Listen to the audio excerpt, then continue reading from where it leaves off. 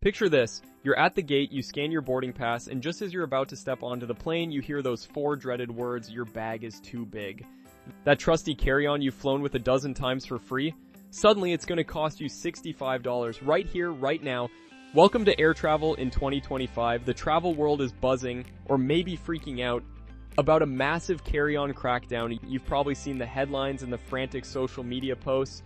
But here's the secret, while the panic is real, the crackdown isn't what you think. It's not some big global change. It's way more specific, targeted, and honestly a lot sneakier. Stick with me because I'm not here to scare you. I'm here to show you what's really going on. We're going to break down the exact baggage rule changes from specific airlines that you need to know about for 2025, so you're not the one caught by surprise, fumbling for a credit card while the rest of the plane walks past you.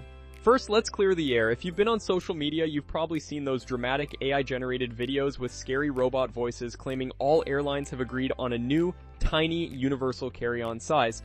Let's be blunt, that is completely false. It's misinformation designed to get clicks. There is no global treaty on carry-on bags. Airlines are still making their own rules. The idea that 60% of all bags are suddenly obsolete is pure clickbait. What has changed is a lot more subtle. Airlines have realized that baggage fees are a goldmine, and they've gotten much stricter about enforcing the rules they've had for years. At the same time, a few big players have rolled out incredibly restrictive new fare classes designed to trip up travelers who aren't paying close attention. This isn't about one big, sweeping change, it's about precision strikes on your wallet. The game has shifted from just having rules to actively and aggressively enforcing them, and creating new ones that are easy to miss until it's too late. So, forget the myths. Let's focus on the facts, starting with the single biggest change that's going to affect millions of travelers. This is the big one. The change that is the real crackdown. It's what I'm calling the basic fare trap, and Air Canada is leading the charge. For any ticket purchased on or after January 3rd, 2025, if you buy an economy basic fare for a flight within Canada, to or from the United States, or to Mexico and the Caribbean, you are no longer allowed a standard carry-on bag. Your ticket includes only one personal item. That's it, no roller bag for the overhead bin.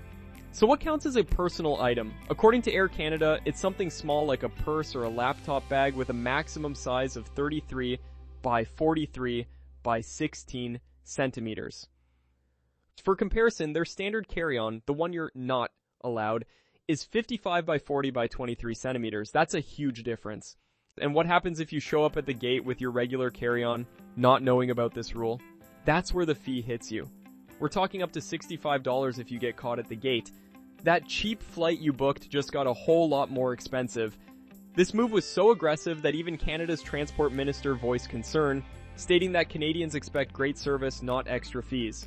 Now, there are a few important exceptions. If you're on an international trip and just have a layover in one of these zones, your carry-on is still allowed for the whole journey. If you bought your ticket before January 3rd, 2025, the old rules still apply to you. And Aeroplan Elite and Star Alliance Gold members are also exempt, but for millions of regular travelers, this is a financial landmine. And Air Canada isn't alone. WestJet has rolled out a nearly identical policy with its ultra-basic fare, which also limits you to a single personal item on most routes. They're following a trend where the lowest price you see is for a bare-bones ticket, and anything you thought was standard, like a place for your bag, now costs extra. This is the real carry-on crackdown of 2025. It's a fundamental change in what a basic ticket actually gets you, and it's designed to make money from travelers who don't read the fine print. Okay, quick pause. If this info about the basic fare trap just saved you from a potential $65 fee, do me a quick favor and hit that like button. It really helps the channel and tells YouTube that other travelers need to see this. Thanks. Alright, so you were smart. You dodged the basic fare trap and bought a regular economy ticket that includes a carry-on. You're in the clear, right? Well, not quite. This brings us to the second part of the crackdown, the enforcement surge. The rules for carry-on size and, increasingly, weight aren't new, but airlines are now enforcing them like never before. Why? Because every bag that fails the test at the gate is pure profit. You've seen them lurking near the boarding area, the dreaded metal bag sizers. For years, gate agents often let slightly oversized bags slide. Those days are ending. Airlines like Frontier, and even some major carriers, are being much stricter. They are actively checking, And if your bag doesn't fit, even by half an inch because of the wheels, you're paying to check it. But the real silent wallet killer is weight. While major US carriers like American and Delta don't typically have weight limits for carry-ons on domestic flights, many international and budget airlines absolutely do, and they're starting to bring out the scales. We're seeing limits as low as 15 pounds, or about 7 kilograms. You could have a bag that fits the sizer perfectly, but if it's packed too heavy, you'll be forced to check it. The airlines are playing a numbers game, and they're counting on you to guess. Don't play. The solution is simple. Use a tape measure and a luggage scale at home. Know your specific airline's rules for both size and weight before you leave. A few minutes of prep can save you a very public and very expensive headache. So, your ticket is the right fare class, your bag is the right size, and it's the right weight. But there's one last piece to this puzzle.